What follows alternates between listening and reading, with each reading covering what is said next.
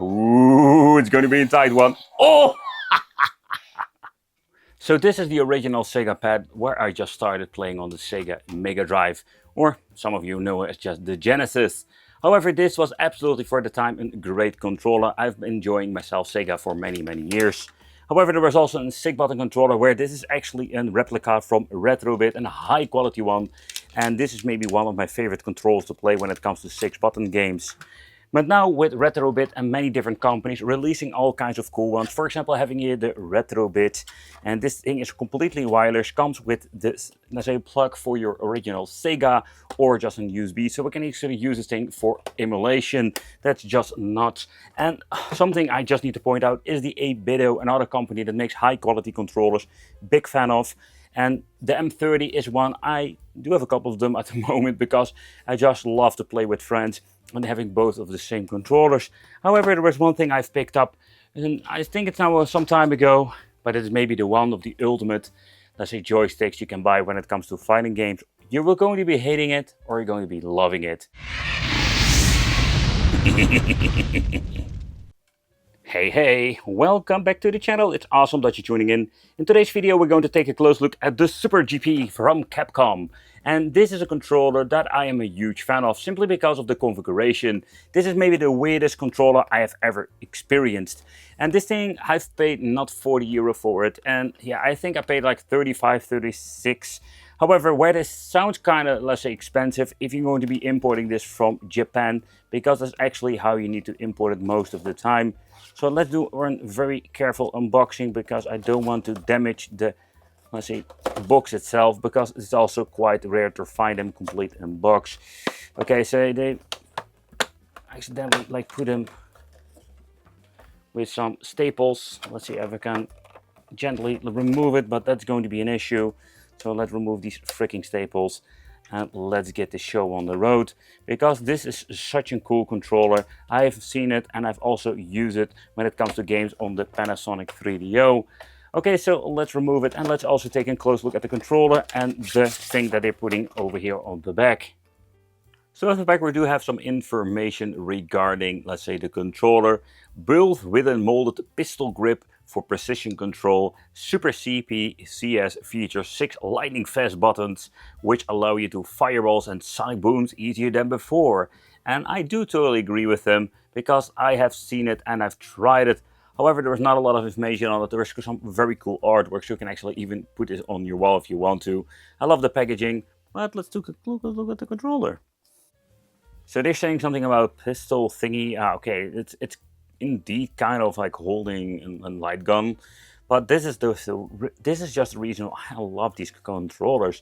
The form factor is so wicked weird, but this is absolutely enjoy to hold, because with your thumb you can just move around with the D-pad. But with the D-pad is maybe not like, say, the best one I've ever seen with it touched. So when it comes even with this design, you can see this is almost a flat design. The travel is quite nice. It does have like a very nice click, and over here we're having the mode and the start, and we're just going to be holding it like that. I can use the button, a 6-button configuration. So however, let's do a quick, let's say, plugging in. Let's connect the Sega controller and let's test it out. So, but what kind of games are we going to be testing it? Of course, it's going to be some Street Fighter. It's going to be sounding a little bit slower for some people, because these are like the PAL games, but it will be cool to also test it with the Turtles Tournament Fighters, and maybe some Street of Rage to see for fun how it actually, how it actually will play when it comes to this weird controller, because we don't need to do any, let's say, crazy moves. I am going to be using this Sega on an LCD display. Yeah, sorry guys, it's no CRT today. So we do have the Sega Saturn 2X. In other words, this is like an all-in-one HDMI solution. Super easy, not the best solution out there, by far the best solution, but it's kind of easy to use for the Saturn, Mega Drive, Genesis, and even the Neo Geo CD. How does it actually work? Underneath we're finding, of course, a manual with explanation how you need to connect it, but finding all of these adapters, including an HDMI cable. So I love these things, but let's plug it in, everything, and yeah, let's play some games. Oh man, playing some PAL games is such a long time. But one of the surprising things is when it comes to the D-pad, it's so very sensitive.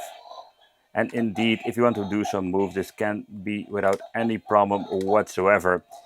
So I need to admit that I have been using this controller or a replica controller for the 3DO, and for me this is such a fun way to play these games. No, I say sore thumb of the freaking D-pad. Ooh, I messed up there. However, the overall gameplay of this is absolutely amazing. So when it comes to playing Street Fighter fighting games, this is going to be my favorite controller to use.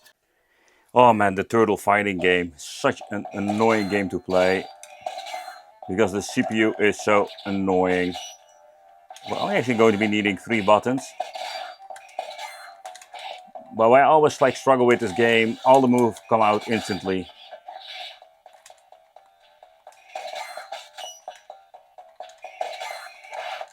Ooh, he got me there. So let's start this game. And man, just play it on the right speed when it comes to this, because oh boy, I was just playing on PAL. That is just awful.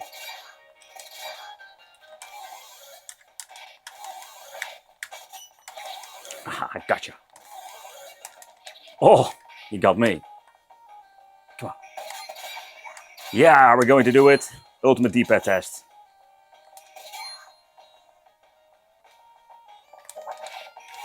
Oh, got him. Oh, no. Okay, I'm going to lose. I think I'm going to be losing now. Ooh, it's going to be a tight one. Oh! So let's move on to some beat 'em ups. For example, the Final Fight CD. Seriously, that is the single reason why I have a single Sega CD actually, for just the Final Fight CD. But where this thing is made for actually fighting games, we can just play a game like Final Fight CD without no problem whatsoever. It's a 3-button game, or actually 2-button, because both the A and C are jumping buttons. So when it comes to that, this game can be played with many different controls, including the Capcom one. Man, this game has such an amazing soundtrack. But the reason I wanted to play and beat 'em up is actually just to see how the navigation goes when it comes to, let's see, the game, and you can just actually see how responsive it is.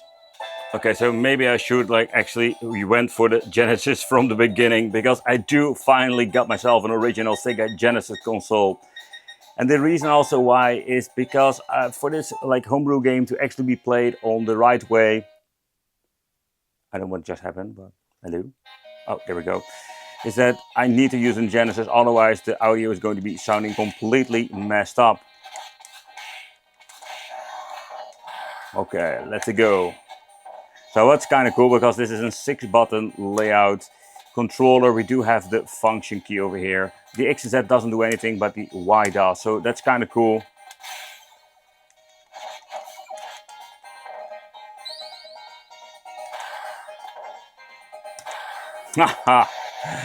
Man, that's so cool.